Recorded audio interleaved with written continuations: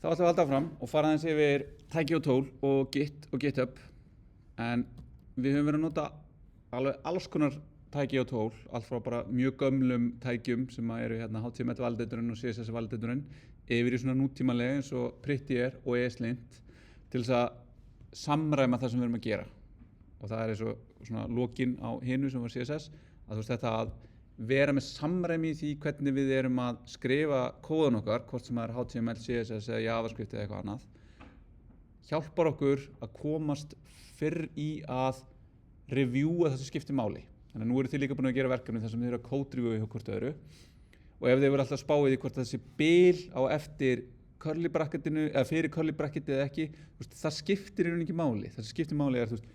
er þetta að leysa verkefnið, er það að gera það á réttan máta eða er þetta að gera það betur eða hvað er, hver er meiningin, hvað er það sem það er verið að gera þarna, ekki hvernig lítur kóðin út. Það er mjög auðvelt að lenda í því að vera bara eitthvað, já, nei, það var betra að vera svona eða hins einn, auka 2 bil, spaces versus tabs, eitthvað svona, þetta skiptir ekki máli. Og þá koma svona linting tól sem bara benda okkur á og jafnvel bara samræma, eins og Prettier, og bara samræmir í eitt svona ríkis layout sem er svona, já, ok, það er svona ákveði, verið að gefa upp ákveði svona agency en við sættum okkur bara við það. Og þetta eru yfirleitt tvennskonar villur, brot og kóðastíl sem er þá brot á einhverjum samfélagslegum sáttmála sem við erum búin að setja upp innan teymisins og svo hugsanlega einhver actual atriði sem gætu komið upp í keyrslu. Við settum síðan upp Node.js og meira, við settum líka upp Git og settum upp npm í gegnum Node.js og fórum þá að nota svona command line tól. Og Node er ekki forritunarmál, það nota JavaScript sem forritunarmál en er svona keysluumhverfi eða plattform sem við keyrum á. Og það minnst í keysluumhverfi og það keyrir og túlkar JavaScript kóða með WAF8 sem er JavaScript túlkurinn sem er í Chrome og í Chromium og er open source og viðhaldið af Google. Og við getum í Node gert margt annað. Við getum átt við skráarkerfi, tengst við gagnagrunna og skrifa vefþjónustur og svona. Og það er eitthvað sem við gerum bara strax í fyrsta tíma í Webfortran 2. Þannig að Webfortran 2 tekur áfram þennan part sem við erum búin að vera að vinna í. Þannig að ef ykkur fannst gaman að vera að nota, setja upp pakketstöð og svona, þá er Webfortran 2 klárlega eitthvað fyrir ykkur, en almennt bara Webfortran 2 fyrir öll þau sem hafa klárað Webfortran 1. Þannig að ég hlakka til að sjá hvað það er.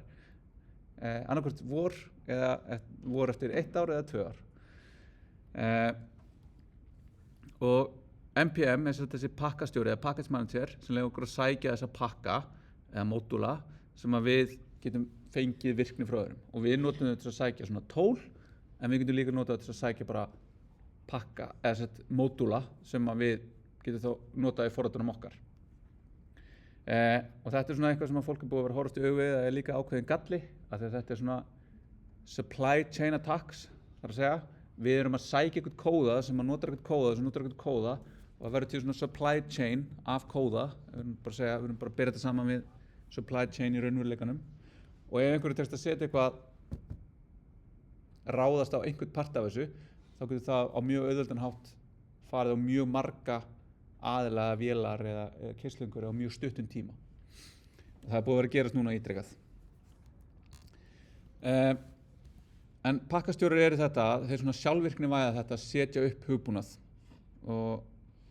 við þurfum þá ekki að fara og sækja eitthvað kóða eða copy-paste hann einhvers staðar á vefnum. Við bara segjum, hey, náðu þið þessa útgáfu af þessu hér, náðu þið í parcel þessa útgáfu og þá bara fáum við þá virkni og við getum bara nota þá virkni. Og við lesum bara docsana eða documentationið og getum gert eitthvað eins og að setja upp okkar einn vefþjón sem er með hot reloading á kóðunum okkar og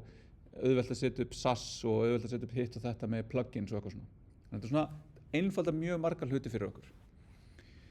Og þessi pakkastjórar eru síðan bara eitthvað sem við getum nota líka í svona almennt á tölvum. Þannig að við erum á Mac mælið með brew eða einhver svona brew sambarlið forrit og Windows heitir það chocolate held ég og svo er bara apt-get og allt þetta sem er á Linux, það er mjög mörg en Linux hefur lengi verið með svona en það er mjög næst þegar maður setur vélar, geta bara keyrt skipun sem sækir bara öll helstu forritun sem þú þarfst að nota og þarfst ekki að fara og downloada þeim einu veginn, installa þeim einu veginn og svona. Og við notum þess að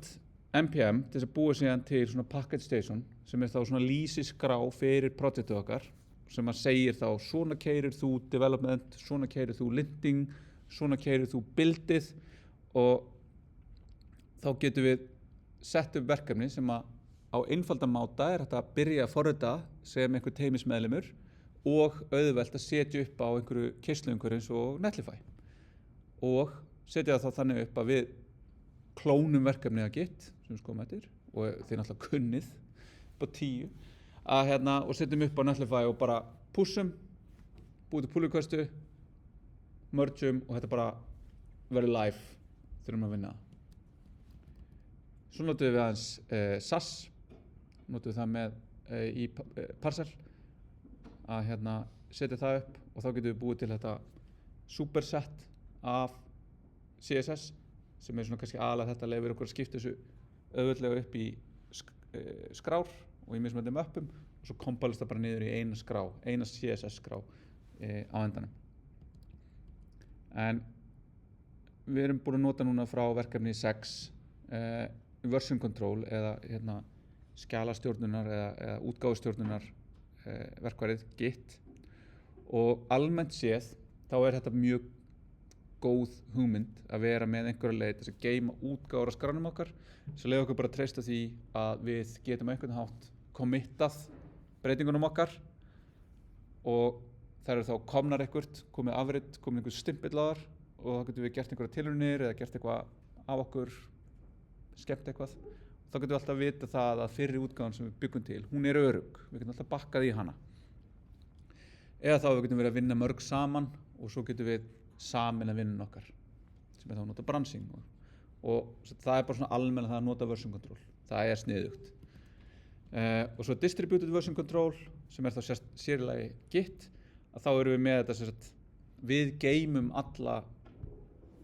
útgáfusöguna hjá okkur og líka á öðrum stöðum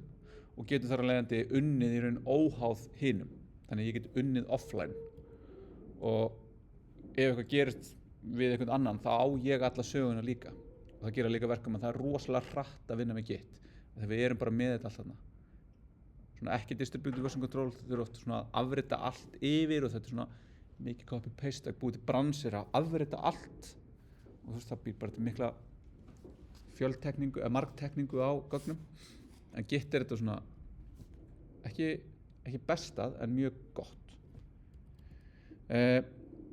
og þegar við nota Git þá erum við að nota eitthvað repo eða repository þar sem við geymum í raun fyrir einhverja möppu, við gerum Git init, þá búum við til Git repo inn í því og svo getum við getum byrjað að búið til Git repo á GitHub og síðan tengt það við eitthvað repo hjá okkur locally. En það alltaf þetta, við erum með eitthvað Git repo og svo committum við eða modifyum eða stageum og committum síðan inn í þetta repository þannig að við erum að búið til þessi commit sem fara inn og það þessar skrár og stöður þeirra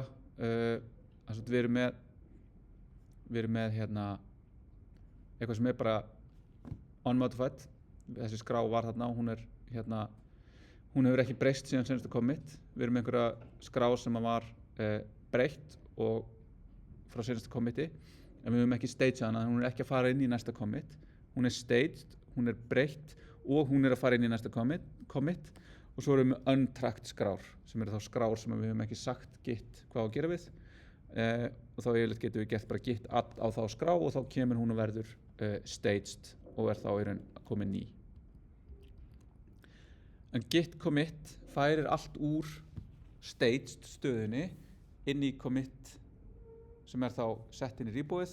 Við gefum upp eitthvað commit message eða fáum upp ritil til að skrifa eitthvað commit message og gerum þetta til að committa breytingunum okkar. Þannig að við getum gert þetta eina skrá, við getum gert þetta sjaldan, við getum gert þetta oft og nú eru þið kannski búin að finna ykkur taktið í hvernig þið committið. Finnst ykkur betra að committa oft eða committa sjaldnar með stóru committi sem fer inn á eitt repo en samt ekki of stóru eða inn á sitt eigi branch Veistu gott að vera með mörg commit? Eru þau öll með gott commit message eða eru þið búin að vera að skrifa ASDF ... laga, bull, eitthvað, bil. Það er alls konar í þessu, en þú veist, end of the day, allavega þegar þið búið til pull requestunar ykkar, að þið séu með gott commit message og góða lýsingu á því. Þannig hjálpið, svo maður láta svona horfa bak við að sjá eitthvað bull commit message í því. Svo skvalsmördsum við bara inn og þá hverfur allt þetta sem við vorum að skrifa eitthvað, ekki nógu gott. Allavega, en við setjum þetta upp remotes og yfirleitt þetta þannig að við erum með okkar local repo og svo erum við eitt remote sem á GitHub og ef við erum að vinna mörg saman í teimi þá eitt remote fyrir okkur öll og svo erum við öll í teiminu með okkar local repo og við erum öll að pussa og pulla úr remoteinu þannig að central punkturinn okkar remoteið sem þá GitHub og þar inni er mainið okkar aðal bransið og á aðal remoteinu og þá erum við með þetta upstream, downstream, push og pull að við erum í raun að pussa breytingunum frá okkur og pulla breytingunum til okkar og við erum með upstream repoið sem á GitHub og downstream local repoiðin okkar og svo getur þetta verið mörg en yfirleitt þetta bara eitt og eitt og svo getum við líka verið með mörg remote sem ég og öllum svo oft að gera var að breyta remoteinu úr webforritunar repoinu yfir í persónulega repoið mitt til þess að sýna ykkur hvernig það skiptist á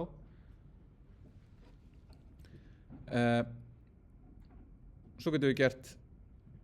git pull en það sem það gerir að keyra git fetch sem sækir sækir til okkar allar breytingarnar úr remoteinu og síðan fyrir það brand sem við erum með opið keyrir git merge og reynir þá að mergea og ef það hægt, gerir það bara en ef það kemur upp eitthvað merge conflict þá fáum við upp í raun, það merge conflict þú þarft að resolva það og síðan mergearu committaru mergeinu og þá ertu í raun búin að sameina þitt repo við remoteið og svo getum við notað branches til þess að passa upp á að við séum í raun að gera ekki alltaf á þessari megin línu kóðans okkar og þá getur það bara verið að því að við erum að vinna í einhverju nýjum feature og við viljum í raun bara stýra því hvenar við mergeum við main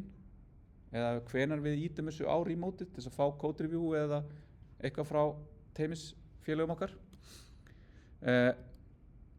og það út af því að hvernig Git geymir hlutina þá erum við ótrúlega fljót að búa til nýtt brans og getum bara mjög auðveldlega að vera að leika okkur með þetta og búa til alls konar og eftir því sem að þið notið meira Git þá getum við fyrir að skoða þetta að nota squash þá getum við verið að squasha mörg commit í eitt commit þau getum notað rebase þar sem þið eru að láta eins og það breytingin ykkar hafi komið á eftir nýjustu breytingunum megin þannig að það kannski lent í því þið byrjaðu á einhverju 5 mínútum áður að þið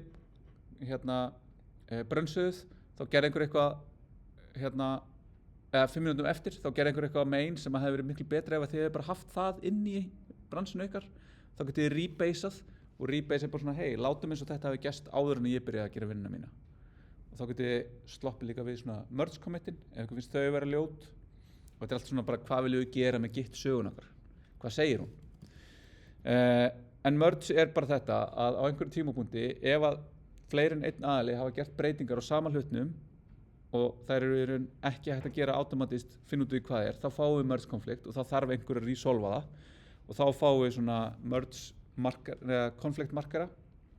minn, stærn das til að gefa merki það og þá þurfum við að ákveða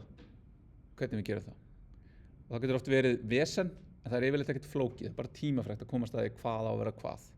og það er gott að gera þetta í pull requestum þar sem við erum í raun þá sjáum við betur hvað að gerast